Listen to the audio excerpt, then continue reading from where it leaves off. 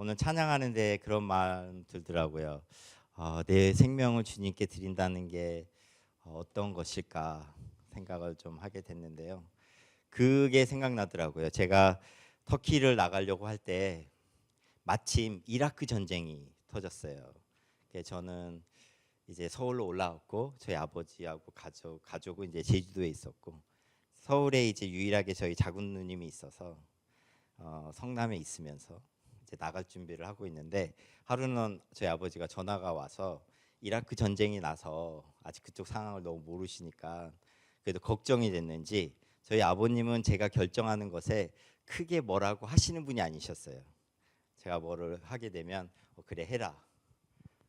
이제 거의 저의 인생의 결정권을 저한테 많이 주셨거든요. 근데 그때 유일하게 저한테 전화를 해서 다시 한번 생각해봐라. 전쟁이 났다. 가면은 위험할 수도 있지 않겠냐. 꼭 지금 나가야겠냐. 그래서 이제 제가 그 말을 듣고 그 다음 날부터 새벽 기도를 가기 시작했어요. 주님, 제가 정말 가야 됩니까? 아니면 저희 아버지 말을 듣고 나가지 않는 것이 더 맞습니까? 이제 기도를 하다가 하나님이 그때 시편 2편 말씀을 가지고 저한테 말씀해 주셨어요. 구하라. 내가 열방을 너에게 유업으로 주리라. 이제 그 말씀을 하나님이 주시면서 제가 이제 터키로 나가게 됐는데 그때 마침 제가 어떤 책을 읽고 있었냐면 주기철 목사님의 정기를 읽고 있었습니다. 주기철 목사님의 정기 혹시 읽어보셨나요? 주기철 목사님은 아시죠? 우리나라 목사님 중에 순교하시면서 모범이 되셨던 우리 귀한 한국인 중에 귀한 목사님 중에 한 분인데 제가 그 정기를 상하를 쭉 읽어가면서 거의 막바지 읽었거든요. 그때 마침 저희 아버지가 이라크 전쟁이 일어났으니 안 가면 좋겠다. 제가 어떤 마음이 들었을까요? 간다는 마음을 딱 가지고 나서 그래 죽으면 죽으리라. 그래서 내가 처음에 그 마음을 먹고 터키에 딱 갔는데 선교사님들 모임이 있었어요. 그래서 이제 어떻게 왔는지 인사 좀 하세요. 저한테 이제 해서 제가 이제 그 동안에 있었던 일들이 하면서 제가 주기철 목사님의 그 성경 그 책을 읽고 정말 죽으면 죽으리라 하고 왔습니다.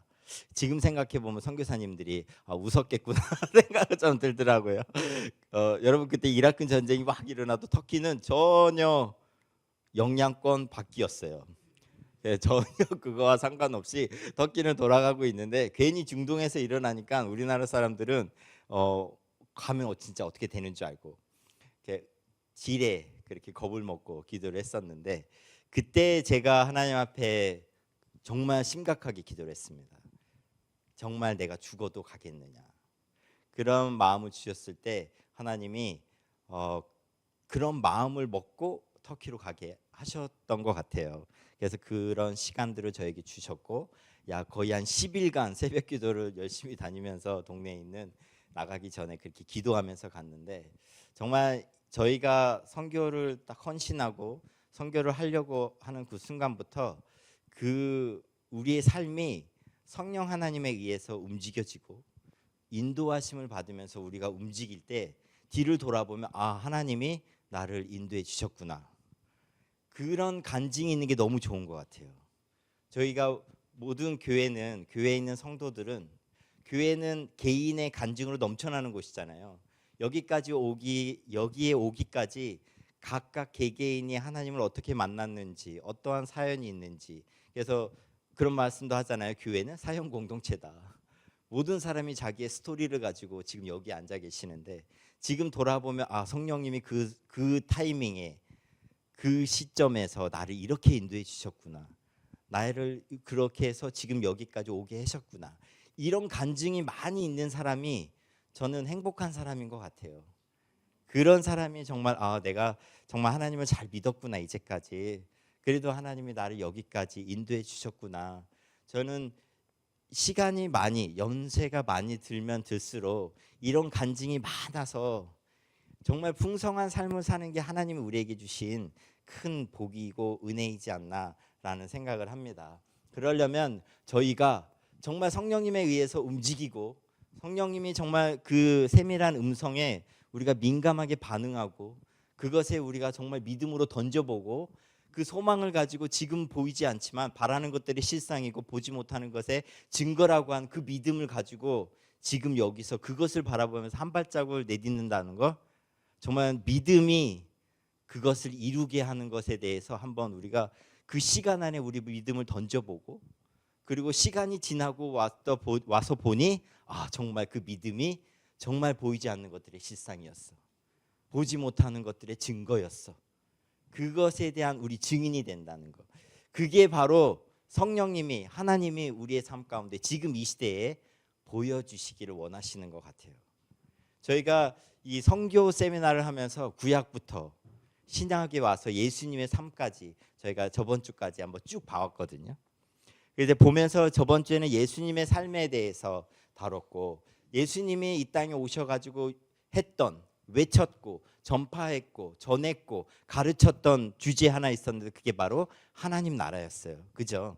하나님의 나라를 전파하셨고, 그리고 전도하셨고, 그리고 이 하나님의 나라가 어떻게 이루어야 되는지를 설명하셨고 가르치셨고, 몸소 그분이 이 땅에 인간이 되셔서 오셨다는 것, 그게 정말 하나님의 보냄받은 선교사로 오셔가지고 이 일들을 감당하셨다는 것들에 대해서 저희가 배웠는데요.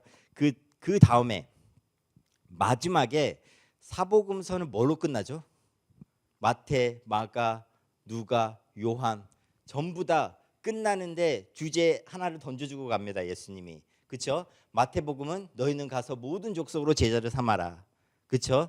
그 지상 명령의 대이인명의 그 명령은 뭐죠? 중심 명령은 바로 제자 삼으라는 거였잖아요. 제자 삼기 위해서 우리가 가야 되죠. 그렇죠? 우리가 가서 제자를 삼아야 되고, 아버지와 아들과 성령의 이름으로 세례를 주면서 제자를 삼아야 되죠. 주님께서 가르친 모든 것, 분부하여 가르친 모든 것을 우리가 가르쳐 지키게 하면서 제자를 삼는 것이 우리가 선교에서 해야 될 일이라고 마태복음서에서는 그렇게 가르침에 대해서 강조를 많이 합니다. 마가복음에서는 만민에게 복음을 전파하라 라고 끝나죠. 누가복음은 모든 족속에서 이 복음이 전파돼야 된다. 그렇죠? 너희들은 이 모든 일의 증인이라 라고 하면서 누가복음을 끝내죠. 그리고 요한복음은 하나님이 나를 보낸 것처럼 나도 너희를 보낸다 라고 하면서 다시 제자들을 파송하는 장면으로 사복음서는 끝이 납니다. 누가복음은 오늘 저희가 볼 사도행전이, 저희가 오늘은 사도행전을 중심으로 선교를 좀 이렇게 보려고 합니다. 예수님 이후에 제자들과 그리고 성령 하나님이 주체가 되어서 어떻게 이 선교를 이루어 가시는지를 보여주는 책이 바로 사도행전입니다. 신약의 역사서, 그게 바로 사도행전이죠. 그러면 이 사도행전을 중심으로 선교가 어떻게 이루어지고 여기서 어떻게 퍼져나가는지를 신약이 보여주는 겁니다. 누가복음과 사도행전은 한 짝이고 한 책이죠. 그렇죠? 너무 양이 많아서 반으로 나눈 거잖아요. 그러면 누가가 이 한 권의 책을 썼을 때 예루살렘에부터 시작해서 죄송해요. 변방에서부터 시작해서 예루살렘으로 들어오잖아요. 예, 그거는 들어와서 거기서 예루살렘부터 이제 다시 나가는데, 누가복음을 끝낼 때 누가가 뭐라고 하죠? 바로 성령을 기다리라라고 얘기를 하죠. 하나님이 보내시는 성령이 오기 전까지는 너희가 예루살렘에서 떠나지 마라. 이 말씀을 합니다. 그리고 사도행전으로 넘어가면 제자들과 승천하기 전까지의 1장에서 그 이야기를 다루고 있거든요. 그런데 그때 제자들은 여전히 무엇이 되기를 원하시나요? 제자들은 하나님 나라의 한 자리를 차지하려고 늘 이 생각을 가지고 있어요. 근데 예수님은 3년 동안 왜 제자들을 키웠죠? 세계 선교를 위해서. 예수님은요 12제자를 세울 때 그들을 가르치고 3년 동안 그렇게 공을 들였는데, 왜? 목적이 뭐냐? 너희는 가서 모든 족속으로 제자를 삼아라. 이것 때문에 예수님이 제자들을 그동안 훈련시키시고 가르치시고 생전에 그들을 파송시키고 그들에게 이런 맛보게 하고 이런 일들을 다 하셨단 말이에요. 그러면 제자들을 남겨놓은 이유는 예수님이 이루셨고 이 일들을 이제는 제자들에게 바톤을 터치해서 제자들이 이것을 해나갈 수 있게끔 하나님이 이거 준비하고 계시는 거죠. 예수님의 사역은 승천으로 끝날까요? 승천으로 끝나지 않습니다. 예수님의 사역은 성령이 오심으로 끝납니다. 그렇죠? 예수님이 가시면서 뭐라고 하죠? 가기 전에 요한복음 13장부터 쭉 성령님에 대해서 이제 풀어서 얘기하시죠. 16장까지 쭉 풀어서 얘기하시면서 내가 가고 다시 온다. 잠시 후에 다시 온다. 그러면서 성령님에 대해서 계속해서 얘기를 하시고 승천하기 전에는 그 성령을 기다려라 라고 얘기를 합니다. 그러면서 사도행전은 그 성령이 오면 그러면 어떤 일이 일어날 것이냐. 너희가 권능을 받고 예루살렘과 유대와 사마리아와 땅끝까지 내 증인이 되리라. 그러면 성령님 오시면 뭐가 되는 거예요? 제자들에게는 권능이 생기고 그 권능을 받고 이들이 선교를 할 수 있다는 거예요. 제자들에게 필요한 것은 바로 성령님이었어요. 구약 시대에는 성령님이 잠시 와서 임시적인 이 잠시 시간에 사람 가운데 있었습니다. 성령님에 대한 것은요, 사람이 처음으로 생기를 하나님이 불어 넣으셔서 사람이 생명이 된지라라고 얘기를 하죠. 요한복음에 보면 재미있는 표현이 하나 있는데 예수님이 부활하시고 나서 제자들이 와서 뭐라고 하죠? 처음에 했던 거 뭐죠? 부활하시고 나서 제자들에게 딱 나타났어요. 그래서 뭐라고 하죠? 이게 터키어죠.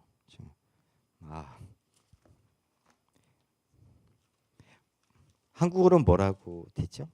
요한복음 20장 혹시 한글 성경 있으신 분은 찾아줄 수 있나요? 요한복음 20장 22절 말씀. 예. 요한복음 20장 22절.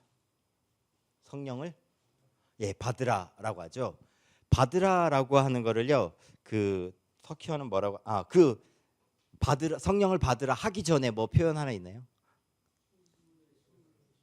숨을 내쉬면서.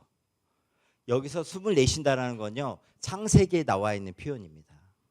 불어 넣으시다. 근데 그게 요한복음에 와서 왜 사람이 생명을 되려면요. 하나님의 영이 필요해요. 근데 그 영이요. 죄를 짓고 난 이후에 하나님과 멀어졌지만 노아의 홍수 이전의 6장을 보면요. 이제 내 영이 인간의 육체에 머물지 않을 것이라고 얘기합니다. 그래서 하나님은 다시 한번 이것을 일으키기 위해서 부활하시고 나서 예수님이 그러면 우리에게 주시려고 하시는 게 무엇이에요? 바로 성령을 주시기를 원하시는 거예요. 그래서 숨을 내쉬면서 다시 하나님이 인간을 재창조하시려고 그래서 거듭나는 거잖아요. 성령에 의해서 우리가 거듭이 나는데 그러면 이 성령이 와서 우리가 다시 한번 권능을 받고 이 선교를 할 수 있게끔 하나님이 만들어 주시는데 제가 선교를 짧게 20년 했지만 다시 20년을 돌아보면요. 이 선교의 주체는 바로 성령님이셨어요. 성령님이 하신 거예요. 우리는 그저 성령님의 도구가 되고 성령님의 통로가 된 것뿐이지 이 모든 일의 주체는 바로 성령 하나님이시죠. 저의 짧은 인생 20년의 주체도 하나님 이 성령님이신데 예수님이 오시고 오순절 이후에 있었던 모든 이 역사의 주체는 누구셨을까요? 또한 성령님이시죠. 그때부터 성령 하나님은요 지금까지도 이거를 계속 쓰고 계신다는 거예요. 글로 하나님의 성령의 감동에 의해서 성경이 쓰여졌죠. 하지만 역사는 사람을 통해서 쓰여지는데 그 역사가 하나님의 사람을 통해서 성령님이 써내려 가신다는 거예요. 그 중심에는 교회가 있고, 그죠? 세계 역사를 쭉 보면은 제일 긴 게 뭐예요? 중세잖아요. 기독교. 이것을 써내려고 하나님이 어떻게 역사를 이렇게 움직이시는지요? 기가 막힙니다. 오늘 거기까지는 다루지 않을게요. 네. 그러면 그 누가복음부터 시작해서요. 그 다음 페이지를 한번 넘겨주시면 그림을 보면 누가복음은요 변방에서 예루살렘으로 오는 지리적으로 어떻게 예루살렘하고 가까워지는 것을 쓰고 있어요. 그것을 중심으로 누가복음이 설명을 하거든요. 그러면 어디서 끝나요? 예루살렘에서 끝났죠. 이사야에 보면요 복음이 예루살렘에서부터 시작될 거라고 1장에 선포를 합니다. 그래서 이제부터는 누가가 이거 쓰면서 사도행전은 복음이 어디서부터 시작이 돼요? 예루살렘에서 땅끝까지 전해지는 것이 바로 성령 하나님과 하나님이 우리에게 보여주시고자 하는 계획이고 의도이고 목적입니다. 그래서 사도행전은 어디서부터 시작해요? 예루살렘에서부터 시작해요. 그리고 이 복음이 유대로 가요. 그리고 넘어서 사마리아로 가요. 사마리아를 넘어서 어떻게 땅끝까지 가는지를 보여주나요? 과정을 보여주죠. 그렇죠? 로마까지 가야 된다. 그래서 로마까지 가죠. 로마가 땅끝인가요? 땅끝이 아니죠. 사도 바울은 왜 로마를 가기로 원했어요? 땅끝인 스페인까지 가기를 위해서. 그래서 로마에 있는 성도들에게 편지를 쓴 거잖아요. 로마서를. 왜? 내가 이런 복음을 가지고 있고 이 복음은 확실하다. 너희들이 들어봐라. 들으면 내가 믿고 있는, 내가 전하고자 하는 이 복음이 하나님의 의가 이게 가짜가 아니다. 하나님이 이것을 나에게 주셨다. 이 복음을 내가 땅끝까지 곧 스페인까지 가서 전해야 된다. 그래서 나를 도와라 하면서 로마에 있는 성도들에게 부탁하기 위해서 자기의 복음을 논문 형식으로 풀어서 그렇게 장대하게 설명하는 거잖아요. 그러면 로마 교회가 그거를 인정하면 어떻게 돼요? 사도 바울을 스페인까지 보낼 수 있는 도움을 줄 수 있기 때문이죠. 그래서 로마서를 쓴 겁니다. 그러면 이 바울은 어디까지 보고 있냐면 땅끝까지 보고 있는 거예요. 그 당시의 땅끝은 스페인이었거든요. 그래서 거기까지를 가기로 원했는데, 그래서 누가복음과 사도행전은 변방에서부터 시작해서 예루살렘으로 들어왔고 예루살렘에서 퍼져 나가려고 하는데 보니 사람이 이것을 감당할 수가 없어요. 그래서 하나님 무엇을 준비했어요? 성령 하나님을 준비하신 거예요. 본인이 준비하신 거죠, 사실. 그래서 성령 하나님이 오셨고 그것을 가지고 우리가 땅끝까지 어떻게 나아가는지를 설명하는 겁니다. 그게 바로 사도행전이에요. 오늘 저희가 그것을 좀 살펴보려고 합니다. 그러면 성령님이 오셨죠. 오순절 성령 강림이 성령님이 오셨습니다. 역사적으로 한 번씩 일어나는 일들이 있어요. 단회적으로. 예를 들면 예수님이 이 땅에 오신 거 두 번 일어날까요? 인간이 되어서 성육신하신 사건은 단회적으로 일어나는 겁니다. 그렇죠? 예수님이 우리를 위해서 십자가에 대속해서 죽으셨다. 몇 번 일어나야 돼요? 한 번 일어나죠. 그 성령님이 오순절 강림하셨어요. 몇 번 일어날까요? 한 번 일어납니다. 역사적으로 일어나야 될 일들이 있는데 그 중에 하나가 오순절 성령 강림이었어요. 그래서 예수님이 올라가셨고 예수님이 올라가시고 난 다음에 성령 하나님을 저희들에게 보내신 겁니다. 이제는 진짜 성령으로 어떻게 우리가 살아가야 되는지를 보여주시기 위해서. 그날 어떤 일들이 일어났냐면 우리가 성령님 하면 늘 어떤 생각을 하죠? 우리를 위로해 주시는 분, 변론해 주시는 분, 그렇죠? 늘 이런 생각만 합니다. 실제적으로 성령님이 왔을 때 그러면 어떤 일들이 일어났을까? 오순절 성령 강림이 일어났을 그때 어떤 일들이 일어났죠? 방언이 터지죠. 사람들이 방언을 해요.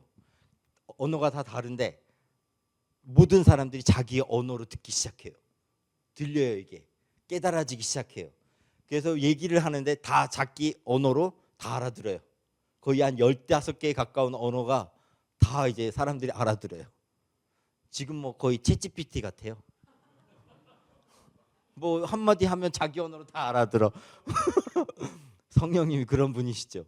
근데 여기에서 중요한 건 이게 왜 그러면 자기 언어로 알아들었냐? 복음이 이제는 한 민족이 아니라 다양한 민족에게 복음이 전파된다는 거예요. 그게 성령 하나님이 오시면서 강림하시면서 일어날 일들입니다. 그러면 성령 하나님이 원하시는 것은 무엇일까요? 모든 민족이 이 복음을 듣고 하나님의 백성이 되는 거죠. 하나님 나라의 백성이 되는 것이 성령 하나님이 그렇게 원하시고 이 일을 이루시기 위해서 오늘도 일하시고 계신다는 거예요. 이 일이 일어난 이후에 예루살렘에서부터 복음이 시작됩니다. 그리고 성전과 가정에서 계속해서 복음이 전파되고 예배가 일어나고 사람들이 모이고 그리고 기적이 일어나고 치유가 일어나고 성령님이 오시면, 그렇죠? 예수님이 얘기하셨잖아요. 나보다 더 큰 일들을 너희가 할 것이다. 그래서 이제 성령 하나님에 의해서 성령의 능력으로 예수님이 또 일하신 것처럼 제자들 또한 이 일을 하겠다고 얘기를 합니다. 복음이 확장이 되고 그리고 제자들의 수가 확연하게 많아집니다. 설교 한 번 했더니 3,000명이 믿어요. 와, 대단한 일이죠. 하루에 설교 한 번 했는데 3,000명. 저도 선교지에 가면 그런 일들이 일어났을 거라고 생각을 했어요. 얼마나 좋을까요? 3,000명 모인 곳에서 설교를 할 수도 없겠지만 하면 잡혀가겠죠. 참, 근데 그런 일들이 일어났어요. 제자들의 수가 많아졌어요. 근데 사도행전은 재밌게 뭔가를 얘기하는데 모인 사람들, 제자의 수가 더하지더라. 기독교인이 더하여지더라. 이런 표현을 안 해요. 제자들의 수가 많아지더라. 더하여지더라. 그래서 이 교회가요, 제자들이 모인 공동체로 봤어요. 그리스도인이라는 말은요, 안디옥 교회에서 처음으로 그런 말이 나왔죠. 안디옥 교회. 안디옥에 있는 사람들이 기독교인들을 봤는데 계속 그리스도에 대해서 막 얘기하는 거예요. 그랬더니 너희들 그리스도를 믿는 사람들, 그리스도를 전파하는 사람들, 그러면서 나온 말이 크리스찬, 기독교인이 나온 거죠. 그럼 그 말은요, 좀 비하하면서 이렇게 그렇게 막 좋은 언어가 아니었어요. 그래서 이 그리스도인이라는 말은 성경에 딱 3번 나옵니다. 딱 3번 나와요. 기독교인이 자기를 그리스도인이라고 얘기한 건요, 베드로가 얘기를 합니다. 서신서에. 이 이름에 합당한 삶을 살아라. 근데 그러면 기독교인들조차도 쓰지 않았던 표현이었어요. 그러면 기독교인들이 자신을 향해서 얘기했을 때는 바로 주님의 제자였습니다. 그래서 예루살렘에 모인 공동체의 특징은 예수님의 제자들로 의해서 모여진 교회 공동체였어요. 교회는 어떤 공동체일까요? 교회는 하나님이 원하시는 교회는요, 그 제자들로 형성된 공동체입니다. 제자들이 모인 공동체입니다. 우린 예수님의 제자들인가요? 우리 모두가 예수님의 제자들입니다. 성도는 예수님의 제자예요. 그 예수님의 제자들이 모인 곳이 교회입니다. 그러면 제자들은 어떠한 삶을 살았느냐? 그게 이제 사도행전이 저희들에게 말해주는데요. 초대교회 공동체성의 특징을 보면 그들은 계속해서 모여서 기도와 말씀으로 계속 말씀을 배웠고 기도했었고 서로 교제가 있었고 떡을 떼며 교제를 했었고 그리고 자기의 물건을 팔아서 나눔을 하기도 하고 육체적인 것, 영적인 것들을 다 나눔하면서 공동체를 이뤘습니다. 그리고 그들은 성령 충만했습니다. 이게 초대교회의 공동체였어요. 근데 사람의 수는 많고 제자들의 수는 많아지는데 하나님이 바라보는 방향과 교회 공동체 예루살렘 교회가 바라보는 이 시선이 달랐어요. 교회 공동체는 수가 많아지니까 좋겠죠. 너무 좋았어요. 근데 한 가지 놓쳐버린 거 하나 있었어요. 그게 뭘까요? 성령이 오면 어떤 일들이 일어나요? 권능을 받고 예루살렘과 온 유대와 사마리아와 땅끝까지 내 증인이 되리라. 교회 공동체가 놓쳐버렸던 거, 잊어버렸던 거 뭐였죠? 예루살렘에서부터 어디로 가야 돼요? 온 유대, 사마리아, 땅끝까지 복음이 전파되고 확산이 되는, 확장이 돼야 되는데 예루살렘 교회는 여전히 유대 민족주의로 꽉 잡혀져 있던 교회 공동체였습니다. 이게 7집사를 세워질 때 일어난 일들이죠. 히브리어를 쓰는 과부들과 그리스어를 쓰는 과부들이 이 적절한 대우를 못 받잖아요. 불평이 일어나죠. 어디서요? 그리스어를 쓰는, 헬라어를 쓰는 과부들이 혜택을 못 받는다. 하나님이 그래서요, 어떻게 뭐가 일어나요? 핍박이 일어나죠. 이제부터는요, 하나님이 직접 교회를 흩어버리십니다.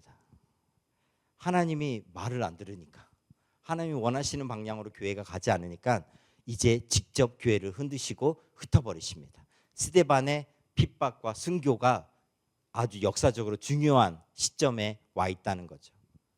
그래서 그 복음의 씨앗이 뿌려졌고 이것을 통해서 예루살렘에 있는 교회 공동체를 하나님이 흩어버리시죠. 그 흩어버리니까 그 사람들이 어디로 가요? 키프로스, 사이프러스를 가고, 그렇죠? 거기서 이제 안디옥으로 넘어오고 이제 막 흩어져요. 예루살렘에서 이제 땅끝까지 가려고 막 이제 움직이고 있어요. 그러면서 스데반의 순교가 일어나는데 이 스데반의 순교 이후에 교회의 역사를 보면요, 순교의 씨앗이요 많이 뿌려져요. 그 이후부터 스데반이 순교하고 난 다음에 안디옥 교회 거기에 또 이제 유명한 사람이 한 명 있었죠. 이그나티우스가 안디옥 출신이거든요. 그 사람도 AD 108년에 로마에 가서 순교를 합니다. 근데 이 사람은요 순교를 찬양하는 사람이었어요. 그에게 순교는요 제자도의 끝이었어요. 그래서 내가 예수님의 제자가 되는 그 길이 순교의 길이라고 생각을 했어요. 그래서 어떤 부탁까지 하냐면요, 내가 순교를 할 건데 나에게 너무 귀한 대접을 해서 내가 이 순교를 포기하도록 하는 것을 하지 마라. 나에게 좋게 대하지 마라. 내가 순교를 해야 된다. 이 일에 나를 도와라. 이렇게 해서 로마까지 가서 순교를 합니다. 그러면서 이 사람이 끼친 영향은 초대교회 그 소아시아에 있는 교회들과 폴리갑에게도 편지를 또 보내기도 하고 에베소에 서머나 다 보내죠. 그러면서 그 영향을 미치는데 폴리갑도 순교를 하게 되고요. 폴리갑은 여러분이 나중에 터키에 오시면 서머나라는 곳에 있어요. 그러면 거기 폴리갑 기념교회가 있거든요. 그럼 폴리갑이 어떻게 순교되었는지 교회 그 우회 벽화, 우회 돔 그림으로 다 그려놨어요. 어떻게 순교를 했는지 이제 그 교회의 전승을 가지고 이제 그려놓은 거고요. 화형을 당해서 죽습니다. 서머나에 있는 야외 극장에서 화형당해서 죽어요. 거기에 감독이었거든요. 서머나교회 감독이었는데 그가 이제 예수님을 저주하라고 이제 그런 이제 저주를 하면 너가 살려주겠다. 너를 살려주겠다 이제 했는데 그가 유명하게 남겼던 말들이 있죠. 나는 86년간 주님을 섬겼다. 하지만 하나님은 나를 한 번도 실망시킨 적이 없으시다. 근데 내가 어떻게 나를 구원해 주신 나의 왕을 저주하겠느냐. 그러면서 이제 순교를 택하고 죽습니다. 근데 그 모습을 본 총독이 뭐라고 하냐면요, 그리스도인들은, 예수쟁이들은 생전이 아니라 죽을 때에 더 독을 끼치는 자들이다. 기독교인들을 보니까 죽을 때 더 영향력을 끼친다는 거예요. 예수님이 죽을 때 옆에 있던 백부장이 믿어버리죠. 그리스도인들이 순교를 당할 때 이 제자의 길을 가고 이것을 기꺼이 감당하는 모습을 보면서요, 옆에 있었던 사람들이 이거 의아해하죠. 어떻게 순교하는데 이렇게 죽지? 이렇게 평안할 수 있지? 어떻게 이 길을 택할 수 있지? 그래서 많은 자들이 이 순교의 반열에 오릅니다. 12 제자 중에 요한을 빼고 모두가 순교당하죠. 도마는 어디까지 와요? 인도까지 오죠. 인도까지 와서 거기서 순교를 당하죠. 안드레는 어떻게 죽죠? 익스자로 매달려서 죽습니다. 많은 순교자들, 빌립은 어떻게 죽죠? 빌립은 그 히에라폴리스에 가면요, 빌립 순교 그 교회가 있어요. 근데 거기에서 어떻게 죽었냐면 거꾸로 매달려서 죽었습니다. 도마는 거기 가서 창에 찔려서 죽었고, 나다네는 칼로 찔려서 죽었고, 어떤 이는 바다에 익사시켜서 죽었고, 이 11명의 그 다 죽었는데 요한도 순교를 할 뻔했는데 아무리 죽이려고 해도 죽질 않아. 그래서 도미티아누스 황제가 어떻게 해요? 반모섬으로 보내죠. 근데 하나님이 거기서 반모섬을 보내놨더니 요한계시록을 쓰고 있어요. 그랬더니 어떤 일이 일어나는 줄 아세요? 반모섬에 한번 들어가면 못 나와요. 죽어서 나오는 곳이에요. 그런 곳이었는데 도미티아누스 황제가 죽어버립니다. 살해당해요. 그래서 누가 와요? 다시 돌아와요. 그렇게 해서 하나님이 다시 에베소로 돌아오게 하나님이 하죠. 그렇게 순교를 당하고 싶어도 사도 요한은 순교를 못 당했어요. 많은 사람들이 죽는데, 젊은이들이 죽는데 하루는 사도 요한이 그런 기도를 했다 그래요. 하나님, 저는 살 만큼 살았고 근데 젊은이들은 다 순교 당하는데 나를 데려가시지 왜 젊은이들을 데려가시냐고. 하나님이 그래서 그렇게 순교를 원했는데 하나님이 요한에게 너가 할 일이 있다. 전해야 될 게 있다. 그래서 너를 남겨놓는 거다. 그 말이 뭐예요? 어떤 말을 남기기 위해서 하나님이 사도 요한을 남겼냐면, 사도 요한은 그래서 그 말을 계속 전했어요. 그게 뭐냐? 서로 사랑하라. 그래서 요한은요, 요한복음을 쓸 때도, 서신서를 쓸 때도 하나님은 사랑이시라. 너희는 서로 사랑하라. 오죽했으면 강대상에 올 때마다 너희는 서로 사랑하라. 그랬더니 성도들이 계속 들으니까 처음에는 그래, 아멘, 그래, 막 은혜가 되죠. 막 이걸 한 100번 들어본다고 생각하세요. 그때 제자들이 와서 너무 좋은데 다른 건 없을까요?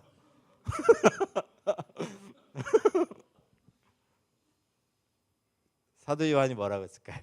다시 올라와서 너희는 서로 사랑하라. 이것을 위해서 하나님이 나를 여기 남겨놓으셨다. 죽을 때까지 그 말을 하다가 죽었답니다. 마지막 설교도 너희는 서로 사랑하라. 그리하면 너희가 하나님의 제자, 예수님의 제자라는 것을 알리라. 이 말을 하고 죽었어요. 이 순교의 사건은요, 지금도 일어나고 있습니다. 지금도. 옛날 얘기가 아니에요. 2000년대에도 순교 사건들이 일어났을까요? 일어났어요. 터키는 2007년도에 일어났죠. 다른 나라에서 기독교에서 기독교를 믿는다고 해서 순교가 일어날까요? 일어나고 있습니다. 아프가니스탄에서도 일어나고 있고, 이란에서도 일어나고 있고, 북아프리카에서도 일어나고 있고, 북한에서도 일어나고 있고, 지금도요, 세계 곳곳에서는 복음 때문에 자신의 생명을 내려놓고 예수님을 믿는 사람들이 있어요. 그 복음의 씨앗이 지금도 떨어지고 있다고요. 그 씨앗으로 떨어져서 열매를 맺고 있어요. 제가 알고 있는 형제, 아프가니스탄에 이삭이라는 친구가 있는데 그 공동체에 5명이었어요. 근데 2명이 순교당해요. 2명이 순교당하는데 탈레반이 들어와서 밤에 총을 난사합니다. 그 자리에서 2명이 즉사해요. 근데 1명이 숨이 붙어 있을 때 이삭이라는 형제에게 뭐라고 하냐면, 우리의 피가 이 땅에 떨어진다. 씨앗이 될 것이다. 복음의 씨앗이 될 것이다. 제발 여기를 떠나지 마라 라고 얘기합니다. 이 말을 들은 이 나이가 몇인 줄 아세요? 이 말을 들었을 때의 나이가 30도 안 됐어요. 20대 중반이 돼가지고 그 얘기를 듣고 이 형제가 정신병 약도 먹었어요. 너무 힘들어서. 이스탄불까지 와가지고 뭐라고 한 줄 아세요? 여기 남아라.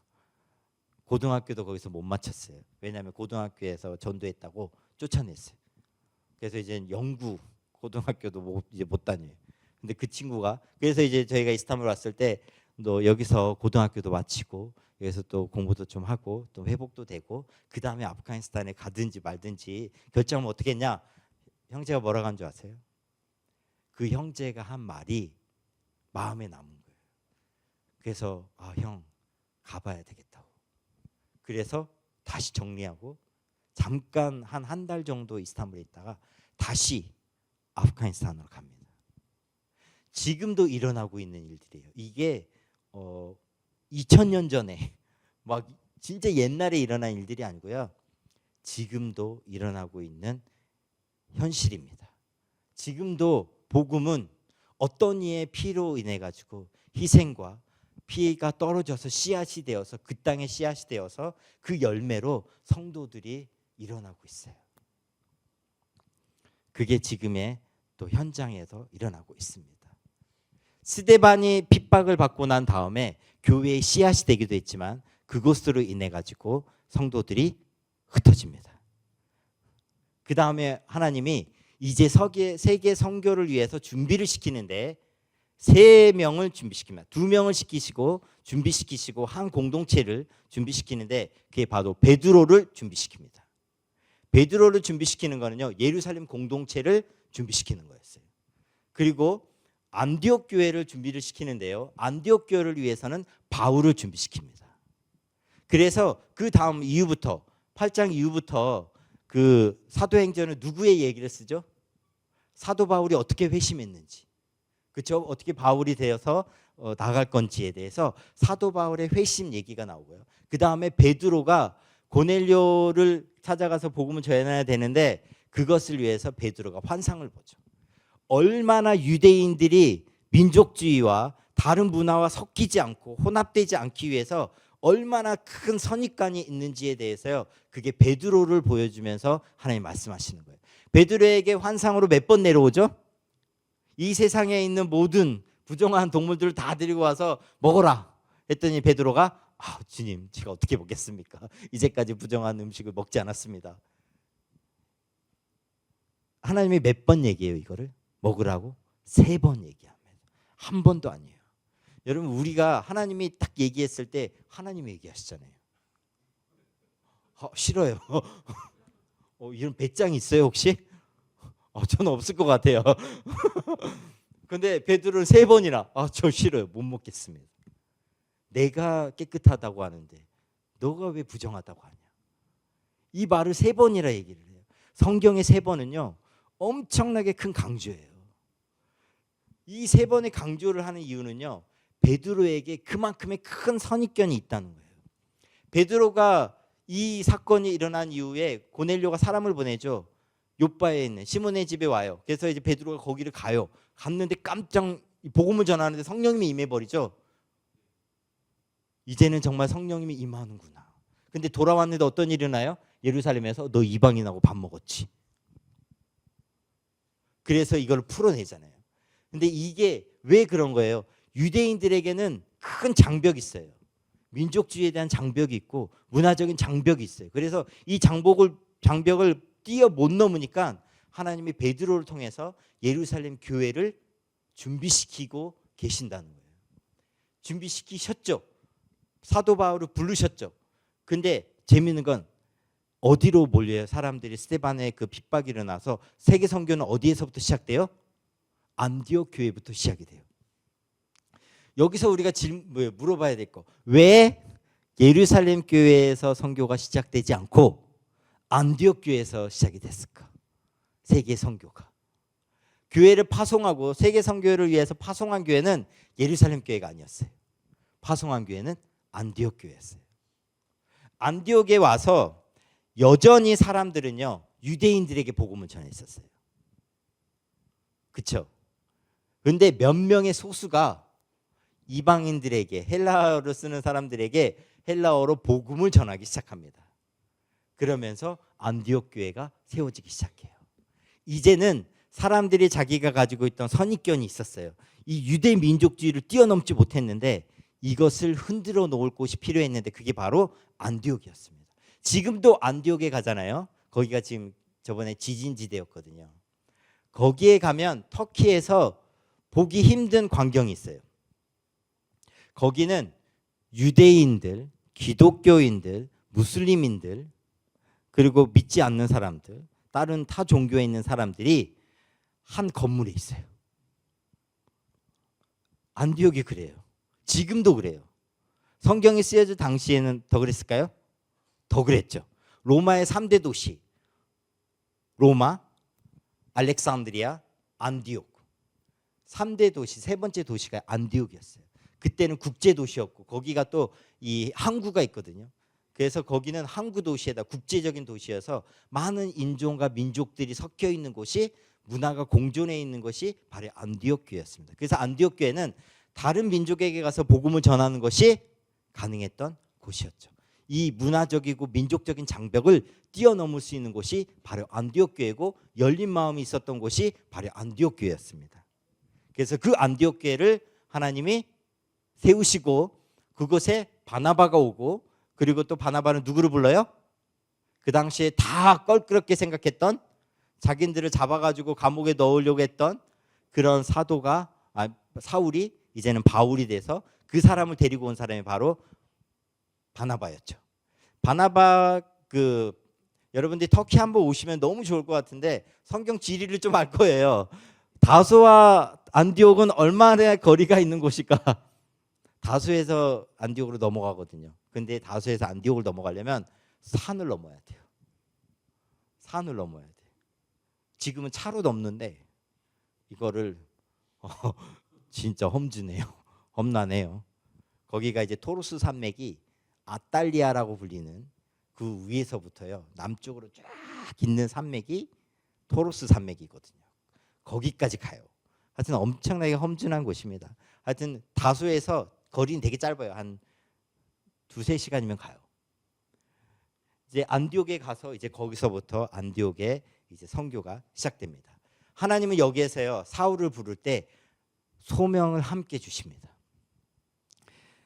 사울을 불렀을 때 사울은 왜 하나님 부르셨냐면요 이방의 빛으로 삼기 위해서 하나님이 사울을 부르십니다.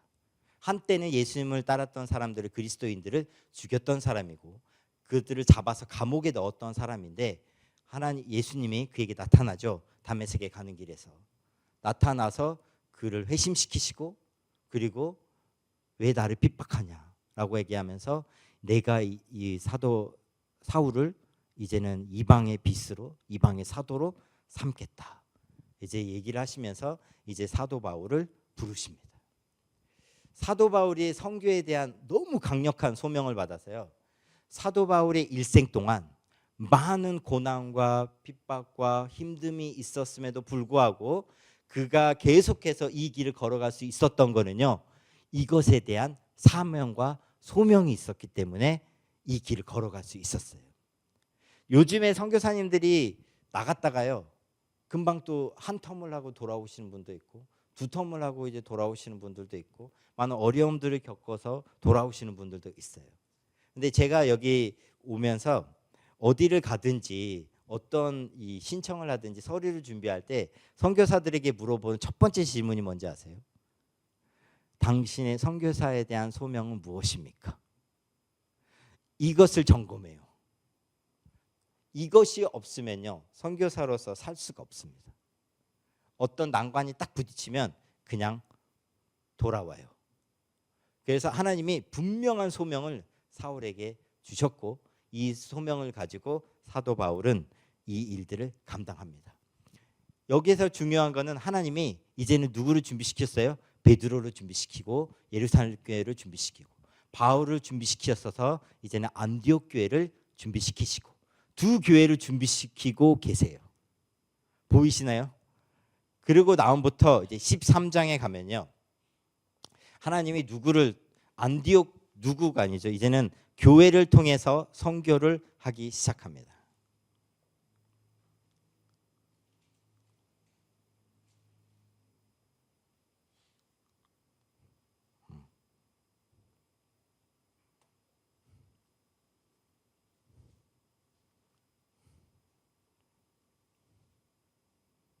잠시만요.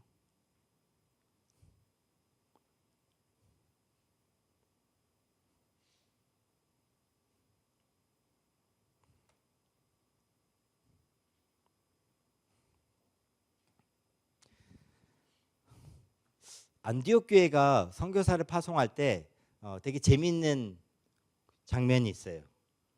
보통 선교사를 파송할 때 교회는 어떻게 파송하죠? 절차가 첫 번째로는 그 사람이 선교의 서명을 받아요. 그리고 저 선교 나가겠습니다. 하면 교회가 그 사람을 심의를 거친다 그러나요? 이 사람은 우리가 선교사로 파송하자 해서 이제 선교사를 파송식을 하고 보냅니다. 그렇죠? 보통은 선교사가 될 사람이 소명을 받고 선교사로 나갑니다. 안디옥 교회는 그러나요? 안디옥 교회가 처음으로 선교를 파송할 때는요. 어떤 사람이 주님 나를 불러요. 그래서 내가 선교사로 나가야 될 것 같아요. 안디옥 교회에서 사도 바울이 예를 들면 하나님이 나를 불러요. 그러니까 나를 파송해 주세요. 안디옥 교회 처음 파송 장면은 그런가요? 그러지 않습니다. 그렇죠? 그 어떻게 파송을 하냐면 13장에 가서 보면 그 당시에 바나바하고 뭐 시몬, 루키우스 그리고 그 누구죠? 메나헴 그리고 사울 이들이요 그 안디옥 교회의 지도자들이었습니다. 그쵸, 맞나요? 근데 하나님이 지도자들이 기도하고 그리고 공동체가 기도할 때 파송하라고 하나님이 직접 말씀해 줍니다. 요즘의 파송은요 선교사가 소명을 받고 파송을 받아요. 근데 안디옥 교회 처음은요 그러지 않았다고요. 공동체가 지도자들이 그런 영적인 이 하나님의 음성을 듣고 그래서 지도자들 이 사람들을 세워서 보내라 라고 했을 때 그 사람을 보냈어요. 요즘은 다르죠. 맞는 건 뭘까요? 교회가 파송하는 게 맞죠. 교회가 그러면 이것에 대해서 깨어 있어야 될까요? 그 당시에 하나님이 성령님이 바울과 바나바를 보내라. 뭐라고 생각했을까요? 안디옥 교회가. 이분들 보내면 우리는 어떡하라고요? 이분들 보내면 우리 어떡하라고요? 할 수 있죠. 지도자 2명을 보내는데 그들도 누구예요? 예루살렘에서 파견한 바나바가 있고 그 당시에 핍박을 했었지만 구약에 능통하고 신학자라면 신학자라고 할 수 있는 사람을 정말 유능한 성경 교사를 보내야 돼요. 근데 뭐 어떻게 해요? 공동체가 순종합니다. 그대로 순종하죠. 이게 안디옥 교회의 저력인 것 같아요. 이게 안디옥 교회의 저력입니다. 정말 큰 공동체는 하나님이 기뻐하시는 공동체는 하나님이 얘기했을 때 나의 예상을 뛰어넘는 것이지만 주님 믿고 순종하는 거죠. 그게 한 사람의 순종이 아니라 공동체적인 순종이었다는 게 더 우리를 놀라게 하죠. 그죠? 바이샘 교회가 분립개척을 하잖아요. 한 목사님 나가신다 그러잖아요. 놀라셨잖아요. 그렇죠? 근데 순종하시잖아요. 이렇게 안디옥 교회도 걸어갔다는 거예요. 이 스텝들을 밟아갔다는 거예요. 하나님이 말씀하니까 나의 이성으로는 인정할 수 없지만 순종하며 걸어가는 거예요. 근데 하나님이 이렇게 또 역사를 하신다는 거예요. 하나님이 이 스텝 가운데 안디옥 교회에게 선교사를 파송하라고 하고 이제는 이 교회가 아니라 다른 곳으로 가라 라고 하면서 파송을 합니다. 성령의 말씀에 순종을 했고요. 그들은 교회는 금식하며 기도했습니다. 그리고 영적인 준비들을 하고 선교의 문을 열었어요. 그리고 그들을 안수하고 공식적으로 파송하고 이제 떠나보냅니다. 참 역사적으로 그래서 최초로 교회가 누군가를 안수를 하고 파송하고 그리고 하나님이 세워서 보내시는데요. 보냄을 받은 교회에 의해서 보냄을 받은 첫 번째 선교사가 나오게 되는 거죠. 진짜 지금의 선교는 이 선교 장면을요, 파송 장면을요 잘 봐야 되는 것 같아요. 그래서 교회는 선교사를 계속해서 파송해야 될까요? 파송해야 됩니다. 이 안에서 나와야 될까요? 이 안에서 나와야 됩니다. 이 안에서 나와야 되고 선교를요 유능한 사람을 보내세요. 바나바와 바울과 같은 사람을 보내시라고요. 선교를 할 때. 우리 교회 정말 필요한데 이 사람을 보내야 된다는 거예요. 귀 있는 자는 들을지어다. 이 말을 듣고요 바울은 나갑니다. 그래서 바울의 선교 여정이 사도행전부터 쭉 쓰여져요. 바울과 바나바가 이제 1차 세계 이제 전도 여행을 떠나는데 첫 번째는 바나바의 고향으로 가고 이제 사이프러스로 가죠. 사이프러스에서 어디로 오죠? 터키 땅인 아탈리아로 오고 아탈리아에서 버가로 가고 버가에서 비시디아 안디옥으로 가고 안디옥에서 이고니온으로 가고 이고니온에서 또 루스트라 어디죠? 루스트라 더베 이렇게 가서 이제 다시 돌아오는 일정인데 전부 다 터키에 있습니다. 예, 다 터키에 있는 지역이에요. 크브루스 빼고 그 사이프러스 빼고 여러분들 와야 되지 않겠어요? 바울이 걷던데 한번 가봐야 되지 않겠어요? 아탈리아 가서 거기 폭포 한번 떨어지는 거 한번 봐야죠. 버가 고대 도시 가가지고 여기가 그게 버가였구나. 중심 이 길 그 메인 스트릿에는 이 물이 쫙 흐르는 엄청나게 그 당시에 엄청나게 아름다웠던 물로 유명하고 대리석하고 이것으로 유명했던 곳이 바로 버가였거든요. 엄청나게 발달된 곳이 버가였습니다. 그곳에 가서 선교를 어떻게 가야 될지 이 루트를 생각을 했구나. 이런 와중에서 마가가 겁에 질려가지고 여기서 피시디 안독을 넘어가려면 이 토로스를 어떻게 넘지? 그러다가 마가 어디로 가요? 돌아가잖아요. 바울과 바나바는 토로스 산맥을 넘어서 피시디 안독으로 넘어가는데 거기를 와봐야 여기서 돌아갔구나 얘기하지 않겠어요? 우리가 그 로마길을 한번 가봐야 피시디 안독에 가서 로마길이 있거든요. 로마가 만들어 놓은 길이 있어요. 이게 좀 발굴이 많이 돼서 여기를 걸어왔구나 생각할 수 있겠죠. 바울이 로마 그 에베소에 가서 소동이 막 일어났을 때 바울을 죽이려고. 근데 사실 바울은 거기 없었죠. 근데 없었는데 그 소동을 해가지고 그 소동이 일어났던 에베소 야외 극장에 거기 한번 앉아봐야 되지 않겠어요? 이게 바로 1차, 2차, 3차 선도 여행이 터키가 주부대예요. 그리고 옆에 조금 그리스의 몇 개 도시. 이게 끝이에요. 그리스 안 껴줘. 몇 개밖에 없어서. 하여튼 1차 전도 여행의 바울은요. 핵심은 전도였어요. 바울은 어딜 가든지요. 미전도 지역에 전도를 하러 갔습니다. 이게 바울이 이제부터요. 1차, 2차, 3차 로마까지 가는 모든 여정은요. 사실 우리가 생각해야 되는 선교 전략이에요. 선교 방법이기도 하고 그가 했던 모든 것은 사실 예수님의 우리의 모델이 되기도 하고요. 그런 다음에 우리에게 모델이 되는 것은 바로 바울의 선교 여정이거든요. 바울은 그러면 첫 번째 1차 전도여행을 갔을 때는요. 목표가 전도였습니다. 그래서 가는 곳곳마다 전도했고 복음을 나눴습니다. 말씀을 선포했고 복음을 나눠서 그 지역에 예수님을 믿는 사람들, 영혼 구원을 받는 사람들 이것을 위해서 전도를 했어요. 바울은 구제를 하지 않았어요. 복음을 전도하기 위해서.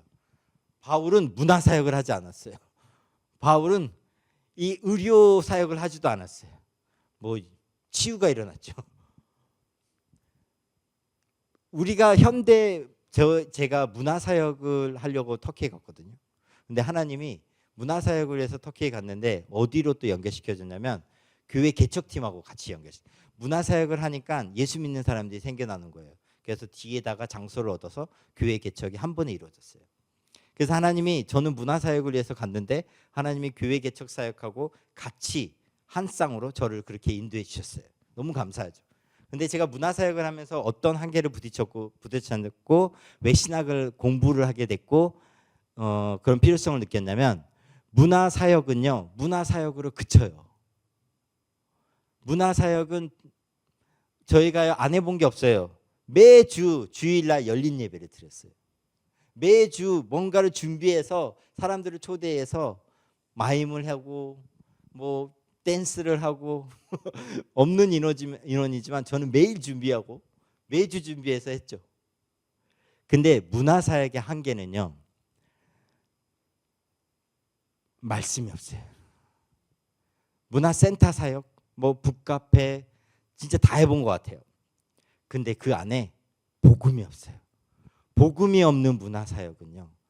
이 선교지에서 복음이 없는 구제, 복음이 없는 의료, 복음이 없는 학교, 이 영혼 구원과 연결되지 않는 이거는요. 사실 선교에서 정말 중요한 거 하나 빠진.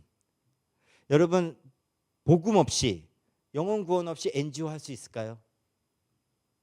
지금 사람들 막 구제하고 이러는데 복음이 없어요. 그냥 구제하는 거예요. 제가 어떤 말도 들었냐면요. 한인들이 저한테 들었는데 그 선교사님들한테 어떤 걸 물어보냐면 저분이 사는 삶이 선교사의 삶이라면 저도 선교사 될 수 있지 않을까요?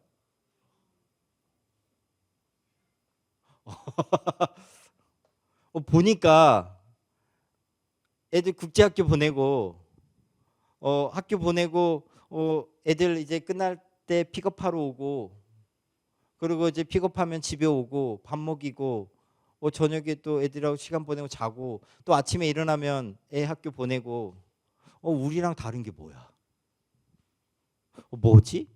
그러면 선교사와 그냥 한인들하고 뭐가 다를까요? 이게 경계가요. 복음이 없으면 외국에 사는 사람하고요, 외국에 사는 한인하고 다를 게 하나도 없는 거예요. 이게요, 정말 이 한 끗 차이지만요, 복음이 있느냐 없느냐, 이게요, 그 차이가 정말 큽니다. 선교사가 외국에 숨을 수 있을까요? 여러분, 제가 뭐 어떻게 사는지 모르시잖아요. 제가 뭐 선교사들이 제가 뭐 이렇게 편지 뭐 이렇게 써가지고 여러분들 보내면 그 편지로 믿을 거 아니에요. 그렇죠? 이 선교사님 뭐 하는지 선교 그 뭐냐 편지 보면서 이렇게 사는구나, 그렇게 믿을 거 아니에요. 그렇게 말해놓고 제가 말한 것처럼 애가 학교 보내고 집에 있고 아내랑 차 마시고 커피 마시고 있다가 이제 데리러 갈까? 데리러 가서 집에 왔다가 밥 먹고 또 애들하고 또 선교사니까 같이 예배 드리고 저녁에 또 자고 아침에, 이 삶을 살 수도 있다고요. 이게 그래서 선교 이 바울이 첫 번째로 갔을 때는요, 미전도 지역에 가서 전도했습니다. 복음을 전했어요.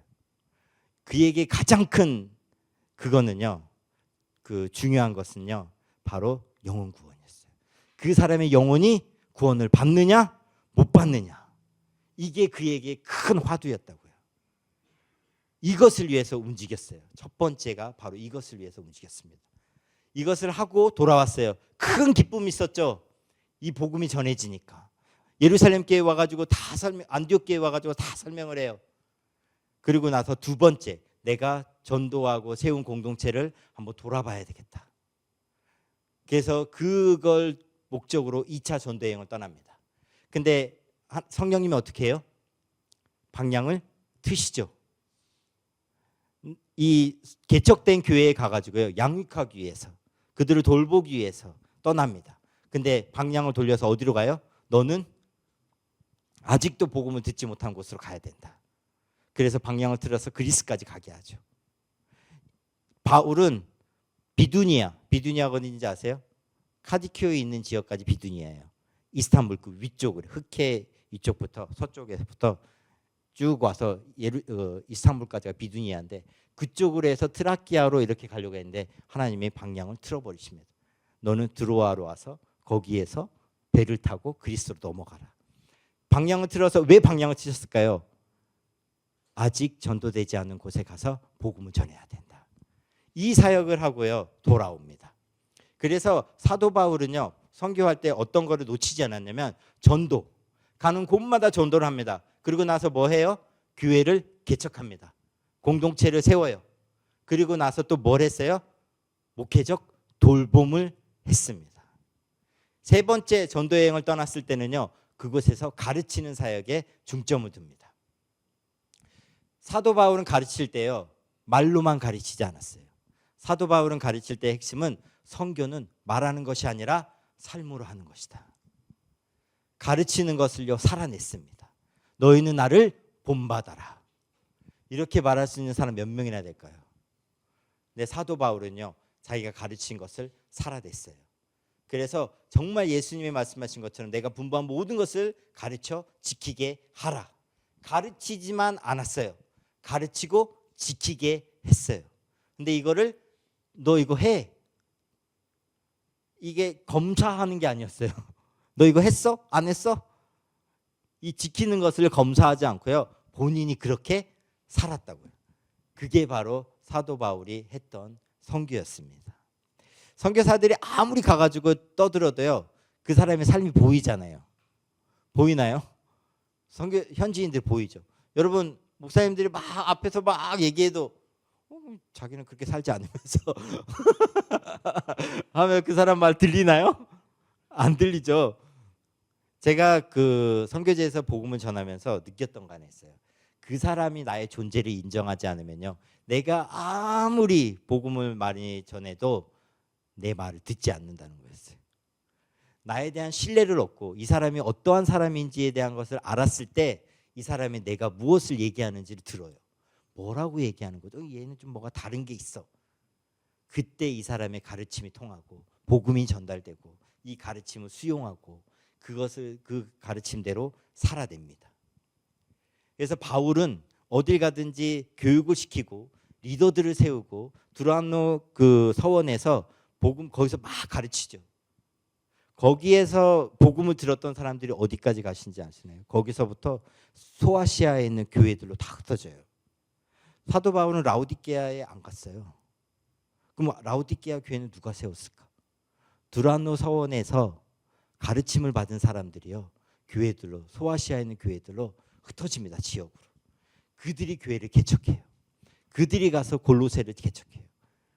이 라우디게아와 골로새는 가깝거든요. 빌레몬서가 그쪽 지역에다가 편지를 쓴 거잖아요. 그래서 이런 것들이 두란노 서원에서 일어나서 가르치고 사람들을 이제 파송했던 곳이 바로 이 3차 전도 여행 때 이루었습니다.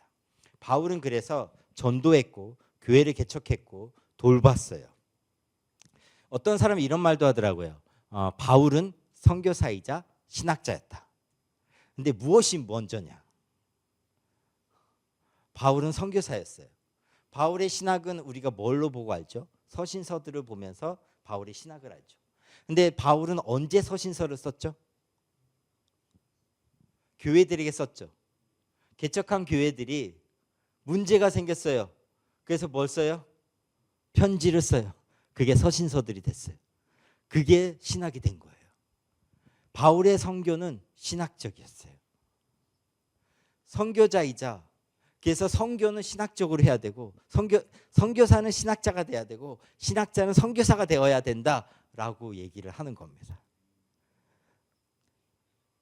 바울은 그래서요, 교회에 문제가 있으니까 그 신학적인 주제를 다뤄줘야 됐었어요. 이 문제를 해결해야 됐었어요. 선교사들이 가가지고 현지의 이 컨텍스트에 맞는 문제들이 많이 일어나겠죠. 그러면 그것을 풀어줘야 돼요. 해결해야 되고 해답을 줘야 돼요. 그렇지 않으면 선교가 안 되죠. 그래서 바울이 했던 거는요, 그 지역에 맞는 신학을 만들어내는 거였어요. 그게 본질은 성경에서 나오지만 그 컨텍스트에 맞는 또 다른 해석을 제시해 줘야 되는 거였거든요. 고린도의 음식에 대한 주제가 나왔어요. 그렇죠? 성전에서 드려져 있던 음식을 먹어야 되냐 말아야 되냐, 이걸 어떻게 해야 돼요? 바울이 그러면 해결을 제시해 줘요? 해결해 주죠. 그래서 바울은 선교사이면서도 신학자였다는 거였어요. 바울 신학은 그래서요, 그 스콧 하프만이 그런 말을 해요. 바울 신학은 선교적이었으며 바울의 선교 사역은 신학적이었다. 제가 선교지에 가서 6개월 정도가 지나고 나서 내가 선교를 그만해야 되겠다 생각을 한 적이 있었어요. 왜 그랬을까요? 간지 6개월밖에 안 됐거든요. 제가 선교지에 가서 장기로 헌신한 것은 간지 1개월 후였어요.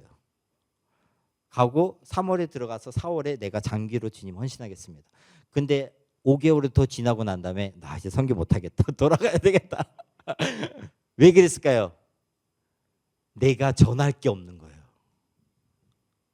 알고 있는 게 너무 없는 거예요. 그들이 나에게 막 물어봐요. 성경 변질됐다는데 알고 있는 성경론이 없는 거예요. 성경의 역사를 제가 모르고 있는 거예요. 예수님 죽지 않았다는데 어떻게 하나님이 인간이 될 수 있지? 제가 모르는 거예요. 삼위일체가 어떻게 가능해? 다루고 있는 주제가요, 다 신학계에서 다루는 주제인데 제가 알고 있는 게 하나도 없어요. 그래서 제가 이제 돌아가야 되겠다. 내가 너무 모르는 거라 준비가 돼 있지 않구나. 진짜요. 그래서요, 돌아오려고 했어요. 근데 하나님이 정말 좋은 분을 만나게 해주셔서 너가 돌아가서 공부도 하도 좋지만 현지에서 그냥 배워. 그랬어요. 부딪히면서 배웠습니다. 책 읽으면서 전도하고 책 읽으면서 전도하고. 그래서 하나님이 터키 땅에서 삼위일체론은 이렇게 가르쳐야 되는구나. 성경은 이렇게 가르쳐야 되는구나. 이런 것들을 계속해서 하나님이 가르쳐 주는데요. 이걸 미리 준비하고 갔으면 너무 좋았겠죠. 그래서 하나님이 그런 것들 만들어내는데, 바울은 이 사역을 하면서 정말 신학을 만들어내고, 근데 이것에 대한 가장 큰 동기가 있었어요. 그게 무엇일까요? 사도 바울이 선교를 하는 동기, 그게 뭐였을까요? 그건 바로 하나님에 대한 사랑이었어요. 두 번째는 빚진 자의 마음이었어요. 로마서에도 내가 빚진 자라고 얘기를 하죠. 그렇죠? 그리고 사도 바울은 하나님의 사랑이 있었어요. 은혜가 있었고 감사함이 있었습니다. 내가 어떤 사람이었는데 하나님이 나를 이 자리로 불러주셨는지에 대한 은혜를 알고 있는 사람이었습니다. 선교사는 그래서요, 구원의 감격이 있는 사람이 선교를 할 수 있습니다. 여러분, 선교에 구원의 감격이 없는데, 복음의 감격이 없는데, 그 사람이 얘기를 하든 뭐 어떤 얘기를 하든 사람들이 그것에 대해 감동을 할까요? 그게 없는데, 그걸 모르는데 전할 수 있을까요? 모르는데 못 전하죠. 그것을 알고 있는 사람이 전할 수 있습니다. 그래서 정말 전도를 하거나 선교를 할 때 가장 출발점, 첫 번째는요, 복음에 대한 감격이 있는 사람, 구원의 기쁨이 있고 구원의 감격이 있고, 그분의 십자가를 보면 마음이 뛰고, 그래, 주님이 나를 어떻게 구원했는지에 대한 은혜와 감격이 있어야 된다는 거예요. 내가 누구였고 이런 나를 하나님이 어떻게 구원해 주셨는지에 대해서. 그래서 우리의 복음의 시작은 우리가 죄인이라는 것을 철저하게 깨닫는 그것에서부터 시작이 되잖아요. 그래서 이 나 같은 자를 하나님이 어떻게 사용하시는지를 우리가 보는 것이 바로 선교적 삶이라고 생각합니다. 선교에는 많은 도전과 성취가 있었어요. 그렇죠?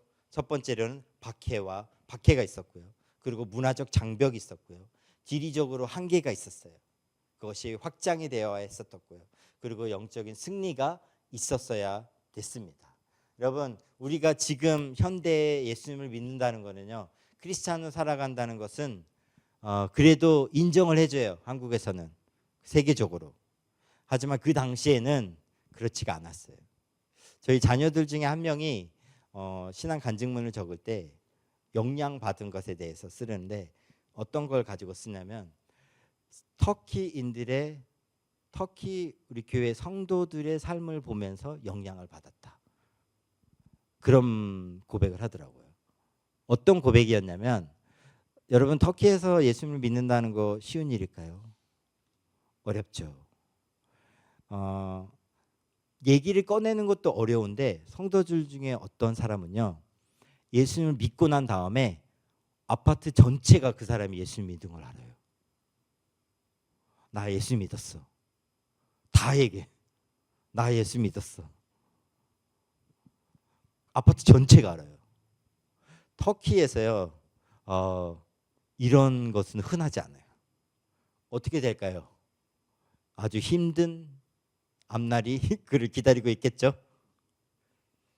겁내지 않아요. 나는 예수님을 믿었는데. 터키에서 예수님을 믿는다는 것 자체가요, 여러분, 쉬운 일이 아니고 믿음의 결단을 해야 사람들에게 얘기할 수 있어요. 가족에게 얘기할 수가 있고, 그리고 주위 사람들에게 얘기할 수 있고, 친구들에게 얘기할 수 있고, 이제 나는 이런 사람이다 라고 얘기를 하는 겁니다. 도망가지 않아요. 그래서 가끔은 요즘은요, 터키 성도님들이 보고 싶긴 해요. 적은 수지만 그들이 가지고 있는 믿음의 순수성은 정말 귀하다 생각은 듭니다. 그냥 교회에 오고 가고 하는 게 아니라 교회에 오는 것 자체가 그들에게는 도전이고 힘듦이에요. 근데 이 모든 것을 감당하면서 교회에 옵니다. 어떤 사람은요, 이 예배가 끝나잖아요. 자기 친구들한테요, 기도문을 적어가지고요 다 보내요. 자기 누나도 나이가 많아가지고 누나한테도 기도하고 메시지 보내고 주일마다 이 일을 해요. 모든 친구들에게. 우리도 힘든 일이죠. 여러분 친구들한테 주일날 끝나고 다 보내보세요. 얘가 미쳤나? 야 보내지 마. 근데 그렇게 살아가요. 모든 걸 각오하고 살아가죠. 개 중에는 정말 겁나가지고 다시 돌아가는 사람들도 있고요. 근데 그게 너무 빨리 드러나요. 터키는. 이게 진짜인지 가짜인지가 금방 드러나요. 왜? 핍박이 오니까. 어려움이 오니까. 그래서 너무 빨리 드러나서 좋긴 해요. 너무 이제는 진을 안 빼요. 그래. 기도는 하지만 하나님이 또. 근데 참 터키는 그런 땅인 것 같아요. 선교지는 그런 곳입니다. 하지만 그 당시에도 있었지만 지금도 그렇습니다. 여러분들이 나중에 터키에 오시면 꼭 가파도키아라는 지역을 꼭 가보세요. 베드로 서신서의 배경이 되는 곳입니다. 베드로 서신서를 터키 오기 전에 꼭 읽어보시고 오시면 가파도키아에 가면 데린쿠이라는 곳이 있는데 지하 8층까지 내려가요. 지하 8층에 십자 교회가 있습니다. 십자 형태로 되어 있는 교회가 있는데 거기서 지하 도시가 형성이 됐는데요. 반경 거의 20km, 30km, 40km 전부가 다 지하 도시예요. 미로처럼 되어 있는. 카타콤은요 비교가 안 됩니다. 거기에 가파도키아 아래 지하 도시가 형성이 됐는데 베드로 전서의 그 핍박을 경험했던 사람들이 어디 살았냐? 가파도키아에 살았어요. 그 지하 도시에 살면서 핍박을 이겨냈단 말이에요. 그게 진짜 있었던 일들인 거예요. 우리가 그냥 성경으로 읽어서 그 피부로 잘 안다다 올 뿐이죠. 여러분들 한번 와보세요. 그러면은 와보시면 와 많은 반성을 하고 돌아가실 겁니다. 선교에는 많은 도전이 있었고 어려움들이 있었고 방해물들이 있었어요. 하지만 성령님은요 우리의 예상을 뛰어넘는 분이신 것 같아요. 그리고 우리가 생각하는 그 정답이 있어요. 그렇죠? 근데 그 정답을 하나님은 피해 가시는 것 같아요. 하나님은 우리의 이 공식을요 뛰어넘으세요. 그래서 이 공식, 우리가 세우는 공식은 하나님 안에서 다시금 하나님의 공식으로 다시 만들어져야 된다는 거. 하나님은 그 새로운 공식을 써 내려가시는 것 같아요. 그것에 우리가 순종하느냐 마느냐, 이것에 따라서 하나님의 일은 이루어지느냐 마느냐. 모든 사람들이 모여서 우리 이제 좋아. 몇천 명씩, 3천 명, 5천 명, 뭐 3만 명, 많게는 5만 명이 모였다고 말도 있어요. 예루살렘에 5만 명이 있는 성도 교회 한번 다녀보고 싶으세요? 대형 교회? 그곳에 있으면 나가고 싫어하고. 근데 하나님이 흩어버리신다는 거예요. 하나님은 그래서 안디옥 교회부터 시작해서 열방까지 나가게 하시는데 지금도 하나님은 어디를 바라보고 계실까요? 땅끝으로 바라보고 있죠. 우리는 땅끝을 좋아해야 됩니다. 제가 땅끝을 좋아하니까 거제에 살잖아요. 우리는 땅끝을 바라보면서 살아가면서 봐야 되고 그 땅끝을 저는 한국교회가 땅끝을 얘기하면서 땅끝은 바로 옆에다. 지구 내 옆에서부터 쭉 가서 한 바퀴 돌면 바로 여기다. 그러면서 땅끝을 바로 내 옆이다, 이웃이다. 이렇게 얘기를 해석을 하시는데 저는 지리적으로 땅끝도 있다고 생각해요. 이렇게 해석하는 것보다 진짜 땅끝으로 우리가 가야 되고 아직도 복음을 듣지 못한 민족이 있고 아직도 복음을 들어야 되는 사람들이 있는데 그 사람들은 어떻게 해야 되냐. 이거는 정말 어린아이들도 질문하는 것 같아요. 저희 자녀들도 질문합니다. 이제 갓 믿은 성도들도, 터키에 있는 성도들도 저희들한테 질문을 합니다. 뭐라고 하는 줄 아세요? 여기 수많은 사람들이 있는데 이들은 그러면 복음을 듣지 못했는데 이들은 어떻게 되냐? 그래서 우리가 있잖아. 그래서 우리가 있잖아. 하나님 우리를 남겨놓으셨잖아.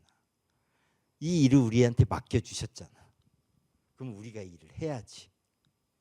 그래서 우리는 교회에 지금 하나님께서 이 선교는 성령 하나님에 의해서 여전히 진행되고 있다는 겁니다. 하나님의 성령은 이 선교는요, 성령님의 인도하에 진행이 될 겁니다. 정말 성령님이 인도해 주시기를 원하시나요? 그분이 정말 인도해 주시면 여러분 순종할 마음 있으세요? 이거 아멘 쉽게 하시면 안 돼요?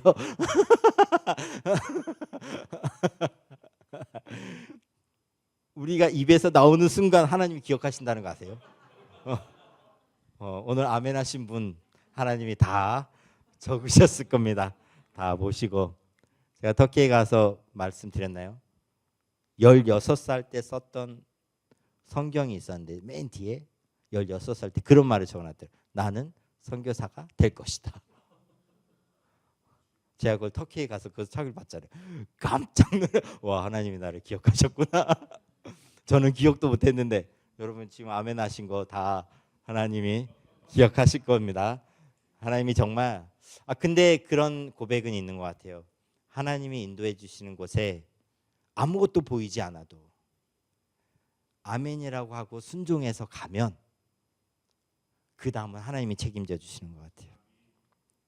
그러면 뒤를 돌아보면 간증할 게 많습니다. 뒤를 돌아보면 성령님이 인도해 주셨구나.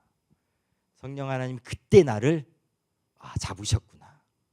그때 나의 삶의 방향을 틀어주셨구나. 이런 고민이 들어오게 했구나. 이런 것들이 돌아보면 우리가 지금 다 있는 것처럼 앞으로도 그런 고백이, 신앙 고백이 우리 가운데 있기를 원합니다. 이걸 하려면요 공동체의 힘이 필요해요. 공동체가 하나가 되어서 이 마음에 하나가 돼야 됩니다. 안디옥 교회가 하나가 되어서 선교사들을 파송해서 이 선교회를 감당한 것처럼요. 그 뒤에서 안디옥 교회가 얼마 많이 기도했겠어요. 그들이 와서 선교 보고를 했을 때 함께 얼마나 큰 기쁨이 있었겠어요. 그렇죠? 이런 고백이 그러니까 이런 거 같아요. 선교사들이 선교지에서 막 선교해요. 그래갖고 막 기뻐해요. 많은 일들이 있으니까. 근데 기뻐하는 거 선교사만 기뻐해요. 그러면 힘들겠죠. 그건 아니죠. 정말 원하는 것, 좋은 것은 선교사를 파송한 교회가 어떤 일들을 위해서 같이 기도를 해요. 근데 그 일이 이루어지는 것을 봐요. 그러면 누가 기뻐하겠어요? 같이 기뻐하겠죠. 같이 선교하고 보낸 교회도 선교하고 보냄 받은 선교사도 같이 선교를 해 나갈 때 이게 이 공동체가 함께 이루어 나가는 선교가 있습니다. 그러면 보내는 교회도 안디옥 교회처럼 함께 선교를 하는 것이고 나간 선교사도 함께 이 일을 감당하는 것이죠. 선교사 개인이 하는 게 아니고요. 이런 공동체적인 힘과 연합과 협력이 있어야 선교가 이루어진다는 거예요. 선교는 정말 성령님이 하시는 거고 성령님 없이는 선교는 불가능합니다. 성령님은 우리의 기도를 통해서 역사하십니다. 그래서 이 공동체가 기도해주고 함께하는 것에 의해서 하나님의 선교는 이루어진다는 것. 그리고 우리의 담대한 증인으로서의 삶을 통해서 선교는 이루어집니다. 그리고 이 선교는 땅끝까지 계속되어야 됩니다. 아멘. 땅끝까지 같이 가실 거죠? 주님 오실 때까지. 제가 정말 좋아했던 노래가 땅끝까지. 혹시 그 찬양 아세요? 땅끝에서 주님을 뵈리. 그렇죠? 네, 그 찬양 정말 좋아했거든요. 그래서 땅끝을 좋아하나 봐요. 우리가 땅끝에 대한 정말 그런 소망을 하나님과 같이 품었으면 좋겠어요. 성령 하나님이 이 시대 가운데 생각하시고 열망하시고 이루고자 하시는 일이 있어요. 근데 우리가 성령의 사람들이라면 그것에 동참해야 되지 않겠어요? 성령님이 우리의 삶을 그렇게 인도해 주시기를 바랍니다. 제가 기도하겠습니다.